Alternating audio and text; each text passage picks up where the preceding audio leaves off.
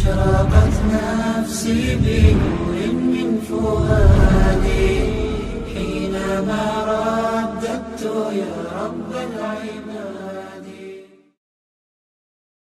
Till the age of 60, he never put his forehead on the ground, never made a sajda. He was born into a Muslim family, in a Muslim country. Until the age of 60, he never prostrated before Allah subhanahu wa ta'ala, not even a single time. He had 2 sons, and Allah guided his sons in their 20s. They started practicing them praying, and they tried to give their father da'wah, give him advice over and over again, but he never responded to his children. He always thought that these are my children, I know more than they do. So he never dealt or handled his pride in order to listen to his sons. And one day he saw his son, his eldest son, growing his beard. And after his son gave him advice, he said, why don't you shave this? Why don't you take it away? The son got shocked, and he just said, out of shock, in a state of shock, he said, I'm afraid you'll go to the hellfire. I'm afraid you'll go to the hellfire. He just got offended, and sometimes we mix our personal feelings with our concern for others in terms of da'wah. But subhanallah, it brought about good results. That very word shook the father. He started thinking about himself. And subhanallah, a few months later, the father sneaks into the masjid and makes his first prayer ever in the masjid, where his son leads the prayer. The son didn't know the first couple of times, but other people brought it to his attention. Understanding that his father has an issue with pride, he never spoke with his father about it. He said, it seems that he found his way, let him carry on his own. And that's exactly what he did. This man used to smoke 80 cigarettes every day. 80 cigarettes every day.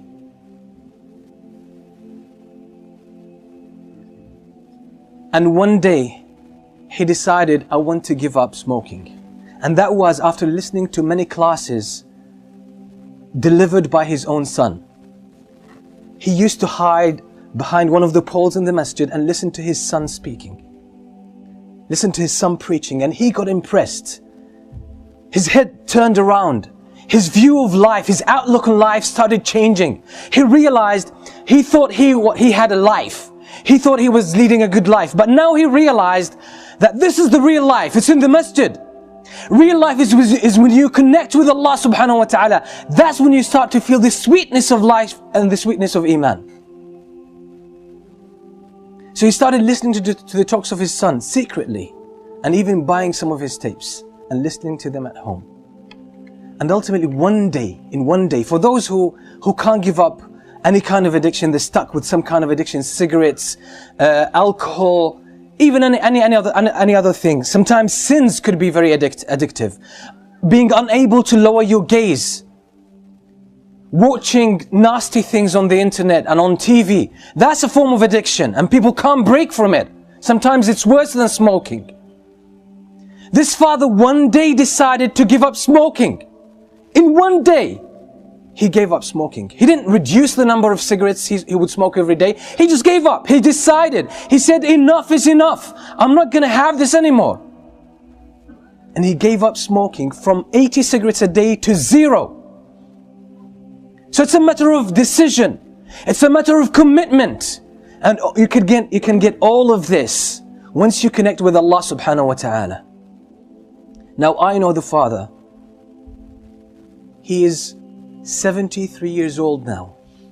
73 years old. Now he gave up smoking at the age of 68.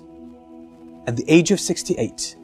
Now, among the learned people that I know in my life, and I know a lot, he's one of the most outstanding. At the age of 68, his life took a new direction. He read Tafsir Ibn Kathir more than 15 times. He read the tafsir of Ibn Jarir al-Tabari, which is more than 20 volumes, more than 10 times. He read the history of Ibn Jarir al-Tabari so many times. He read the Silsila Sahiha by Shaykh al-Albani, Silsila Da'ifa, more than 30 volumes altogether. He read all of that.